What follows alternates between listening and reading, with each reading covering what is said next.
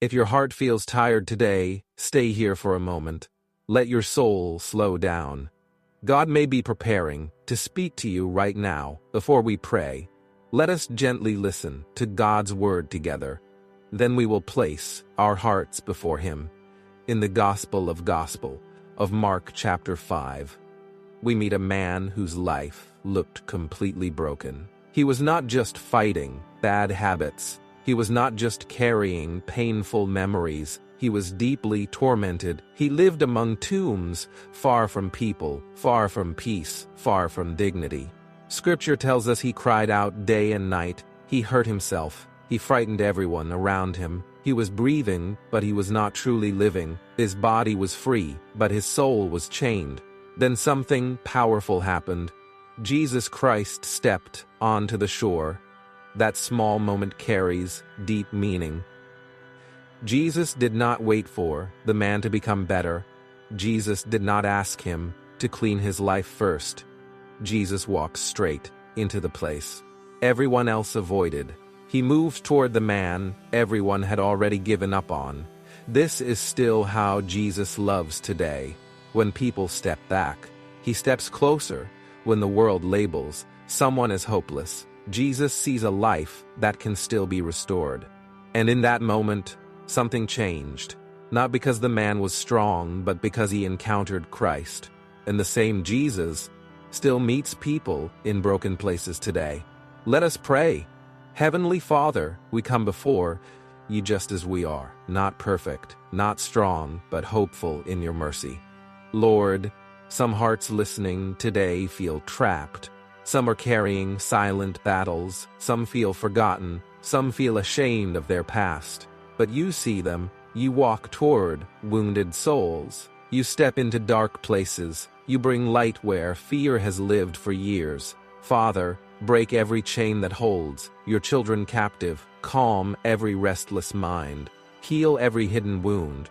Where there is fear, bring peace. Where there is shame, bring forgiveness. Where there is loneliness, remind them they are never abandoned. Lord Jesus, stand beside every person listening right now. Let them feel Your presence. Let them know they are still loved, still chosen, still worthy of restoration. Strengthen their faith, renew their hope, fill their hearts with Your gentle peace. We trust You with our struggles. We trust You with our healing. We trust You with our future. In Jesus' name we pray. And when Jesus finished His work, people began to notice something impossible had happened. The town came running, curious, confused, unsure of what they were about to witness. In Gospel of Mark chapter 5 verse 15, Scripture tells us they saw the man who had been possessed. He was sitting peacefully. He was fully clothed.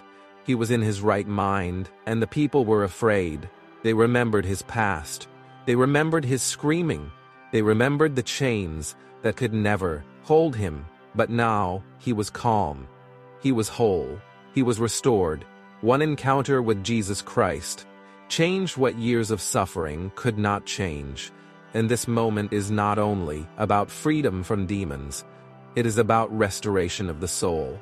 Because many people today do not live among tombs, but inside, they still feel surrounded by death. Some feel trapped in cycles they cannot escape.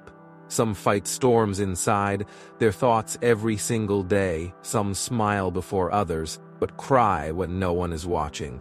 Some are tired, exhausted from battles. Nobody understands, but our Heavenly Father is not limited by what has limited you. Jesus is not afraid of what has frightened you. What feels impossible in your life is never impossible for Him. And the story does not end there. Mark chapter 5 reveals another moment where hope seemed completely gone. A little girl had died. The room was heavy with grief. Voices were crying. Hearts were breaking. People believed the story was finished. But Jesus walked into that room carrying authority stronger than death itself. Scripture tells us in Mark chapter 5 verses 41 and 42, He took the child by the hand, and He said, Talitha Koum, which means, "Little girl, I say to you, rise." And immediately she stood up, she began to walk. She was 12 years old, and everyone around her was filled with overwhelming amazement. Even death responded to the voice of the one who gives life. And this is the truth your heart needs to hold today. Jesus restores. He restores broken minds. He restores wounded hearts. He restores lost hope. He restores what the world believes is already gone. Let us pray. Loving Father, we come before you carrying things we cannot fix on our own. Some of us feel trapped in patterns we cannot break. Some of us carry silent pain. Some of us feel spiritually tired. But today, we bring every broken place to you. Lord Jesus, step into every dark corner of our hearts. Bring peace where there is chaos. Bring healing where there is deep hurt. Restore minds that feel overwhelmed. Restore hearts that feel empty. Restore hope where life feels finished. Father, touch every listener who feels like giving up. Remind them that your power still brings new beginnings. Speak life into their spirit. Speak courage into their fears. Speak comfort into their sorrow. Let your restoring love reach them right now. We trust in your mercy. We trust in your timing. We trust in your power to make all things new. He restores minds that have been crushed by fear.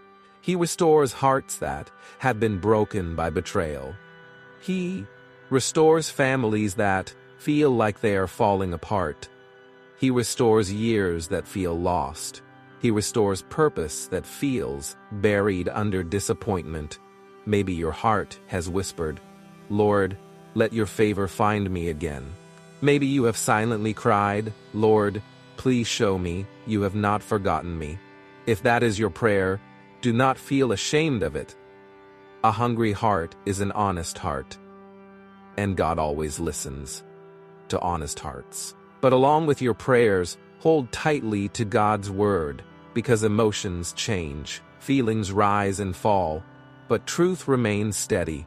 God once spoke through the prophet in the book of Joel to people who had lost almost everything. Their land was destroyed, their hope was shaken, their future looked empty. They looked at their lives and wondered, can anything be restored now? And God answered them with a promise that still strengthens tired souls today. The Lord said, "I will restore to you the years that were eaten away, the years that felt stolen, the seasons that felt destroyed." He promised they would once again experience fullness. He promised they would praise Him with thankful hearts. He promised they would not live in shame. Notice something beautiful here. Our Heavenly Father does not only restore small pieces. He speaks about restoring years. He speaks about healing entire seasons of life. He rebuilds what you thought was permanently ruined. Yes, sometimes restoration does not happen overnight. Sometimes healing happens slowly, layer by layer, step by step. Sometimes God strengthens you before He changes your situation, but even while you are waiting, He is still working. That is why the message in the first epistle of Peter is so comforting. It does not ignore suffering, but it also does not let suffering have the final word. Scripture says, after you have suffered for a while, God Himself will restore you. He will establish you. He will strengthen you. He will settle your heart. Our Father is called the God of all grace. Grace for your mistakes. Grace for your healing. Grace for your growth. Grace for your future. So if your life feels out of control, bring it to Jesus. If your thoughts feel loud and restless, bring them to Jesus. If your heart feels tired, bring it to Jesus. He is still the one who brings peace to tormented souls. He is still the one who speaks life into what feels lifeless. He is still Jesus Christ, and He is still willing to restore. Keep believing, keep reading His word, keep praying, even if your voice trembles. Now, let us pray together. King Jesus, You are sovereign. You are wise. You are merciful. you are full of grace. You do not change when my circumstances change, even when my strength feels weak. Your power remains complete. Today, Lord, I thank you for who you are, not only for what you do, but for who you are. I come before your throne with humility. I come just as I am. You already know what is happening inside my heart. You see thoughts I never speak. You see fears I try to hide. You see the places where I feel overwhelmed. And still, you welcome me. Thank you for receiving me with compassion. Have mercy on me, Lord. Teach me how to trust you more deeply. I confess, sometimes I depend too much on logic. Sometimes I try to understand everything before I move forward. I try to predict outcomes. I try to protect myself from disappointment. But it only steals my peace. It drains my rest. It makes my heart heavy. Today, I release that burden to you. Help me to obey you, even when I do not understand everything. Help me choose faith, even when I cannot see the full path. Your word reminds me in the book of Isaiah that your thoughts are higher than mine. Your ways are greater than mine. Your ways are greater than mine. Lord, I accept this truth. I only see what is in front of me, but you see the entire journey. Teach me to trust the path you are guiding me through. Strengthen my heart, calm my mind, and help me rest in your wisdom. I only see one moment. But Lord, you hold the entire story. You see my past. You see my present. You see what is still coming. Nothing confuses you. Nothing surprises you. So today, I honor your wisdom. Forgive me for the times I questioned your plan. Forgive me for doubting your timing. Forgive me for thinking delay meant you had forgotten me. Forgive me for fearing failure while you were already preparing victory. Lord, wash my heart from unbelief. Heal the wounds disappointment has left inside me. Give me a softer heart, a heart that trusts you more deeply, Jesus Christ. Teach me to silence what fights against my faith. Help me recognize doubt before it grows strong. When anxious thoughts rise, help me answer them with truth. When overthinking tries to rule my heart, remind me that you are King. Your word teaches in the second epistle to the Corinthians that we must take every thought captive and bring it under Christ's authority. Lord, I desire that discipline in my mind. I want my inner life to belong fully to you.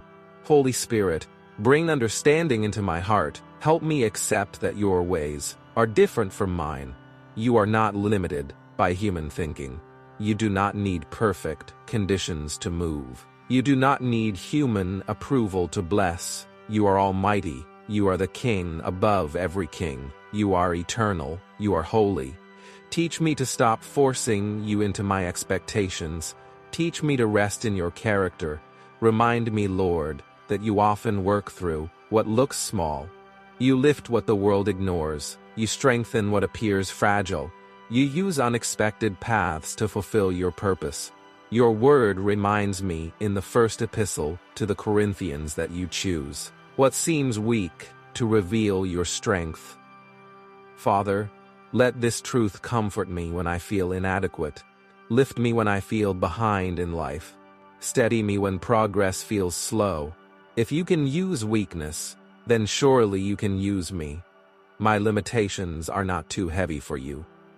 Even when life feels like it is falling apart, I believe you are putting things together. Even when the enemy plans harm, I believe you can turn it for good. Your promise in the epistle to the Romans reminds me that all things work together for good, for those who love you. Jesus, I hold tightly to that promise. I may not see the full picture, but I trust the one who does. I may not understand the process, but I trust your heart. Today, I choose to place my trust where it belongs, not in money, not in people, not in luck, not even in my own strength. All these things can change suddenly, but you remain faithful forever. Lord, teach me to trust you with all my heart. Help me acknowledge you in every step I take. Teach me to worship Instead of worrying, teach me to wait, without bitterness growing inside me. When pressure rises, remind me I am never alone. Lord, I receive your peace right now. Let it guard my heart. Let it calm my mind. Let it quiet every storm inside me. When I do not know what to do, give me wisdom. You are not a harsh father. You do not shame me for asking. You give generously. Show me what to release. Show me what to hold on to. Give me discernment, so I do not rush into things that are not from you. Lord, I surrender my life to you again. I place your plan above my ambitions. I place your will above my preferences. I want what you want for me, even if it stretches me, even if it humbles me, even if it takes longer than I expected. I give you my full commitment. Have your way in my thoughts. Have your way in my choices. Have your way in my relationships. Have your way in my future. Teach me to say yes to you quickly. Teach me to follow you sincerely. Thank you for hearing this prayer, Lord. In the precious and mighty name of Jesus Christ, amen. If this prayer spoke to your heart, type amen as your step of faith today. If you need special prayer, you can share it in the comments. You are not alone. We would be honored to pray with you.